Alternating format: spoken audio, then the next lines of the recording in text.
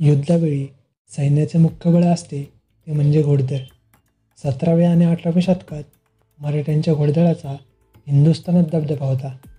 त्या काळात मोहिमा, प्रवास अशा अनेक गोष्टींसाठी घोड्यांचा वापर होई. महाराष्ट्रातील लोकांवर घोड्यांचा विशेष प्रभाव होता. या प्रभावातूनच कागदी घोडा नाचवणे, घोडे मारणे, वारते मागून घोडे अशा अनेक म्हणी तयार झाल्या. दसऱ्याला सुरू झालेल्या मराठ्यांच्या मोहिमा पावसाळ्याच्या तोंडावर बंद होत.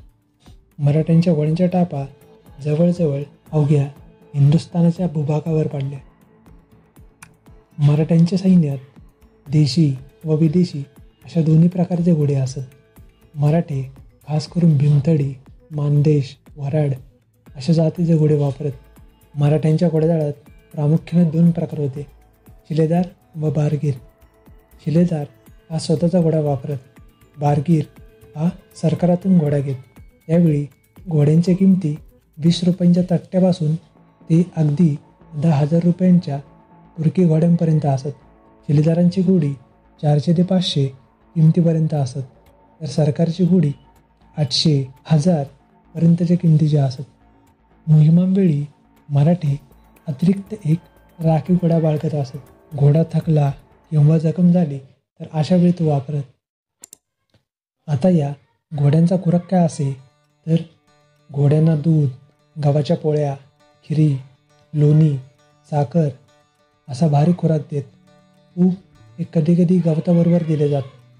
घोड्यांचा खुराक त्यांच्या गरजा व औषध म्हणून होत. यामध्ये हळद, मीठ, काळी जिरे, धने यांचा उपयोग होई. हिवाळ्यात डाळीसोबत लोणी, साखरही दिले जात. मराठ्यांची घोड्यावर बसण्याची पद्धत, फुगीर यांचे एकूणच राहणीमान याबद्दल एडवर्ड मूरने बरीच माहिती दिली आहे. मूर म्हणतो, घोड्यांची निगा घेण्यात आणि त्यांना शिकवून तरबेज करण्यात उभ्या जगात मराठींची सर कोणाला येईल असे वाटत नाही. मराठी घोडेस्वार घोड्यावर बसले म्हणजे त्यांचे गुडघे घोड्याच्या पाठीवर वर येतात.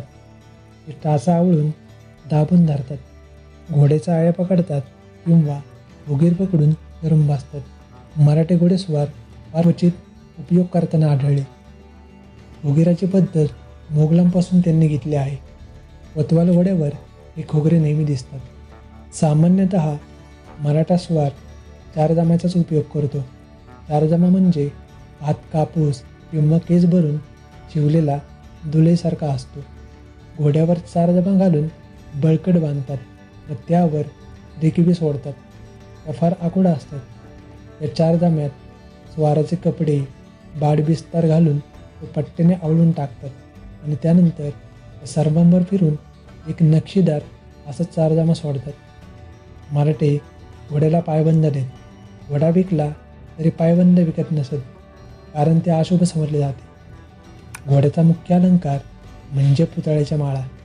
मराठे काळ्या घोड्याच्या खालोखाल अभरा घोडा बळकट समजत, पांढरा घोडा अशुभ समजत. मराठे घोड्यांना शिकवण्यातही तरबेज असत. ओळखीचा शब्द ऐकताच जागेवर एकदम उभे राहावे असे मराठे घोड्यांना शिकवित. शिलेदार उतरल्यावर त्याचा घोडा त्याच जागी उभा राहतो. परवा प्रत्यक्षच पाहिलेली घटना सांगतो. एक बेरड मार्ग धावत आला आणि तेथील एक घोडा मोकळा आहे असे पाहून त्यावर चढला. इतक्यात घोड्याच्या मालकाने हे पाहून हळी दिली. हळी दिल्याबरोबर घोडा दणकन जिथल्या तिथे थांबला. आता काय केल्या घोडा जागता आले ना. इतक्यात चोराने उडी टाकून पळ काढला. अशी एडवर्ड मूरने मराठ्यांविषयी बरीच माहिती दिली आहे.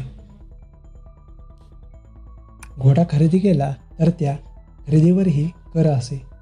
चोरीचा घोडा विकत घेतलेल्या लोकांना दंड झाल्याची देखील उदाहरणे आपल्याला सापडतात. दसऱ्याला घोड्यांची फार हौसमौज होई. कालांतराने लढाया बंद पडल्या. प्रवासाचे अन्नसाधने उदयास आली आणि या घोड्यांचा वापर काही मोजक्याच प्रसंगी उरला.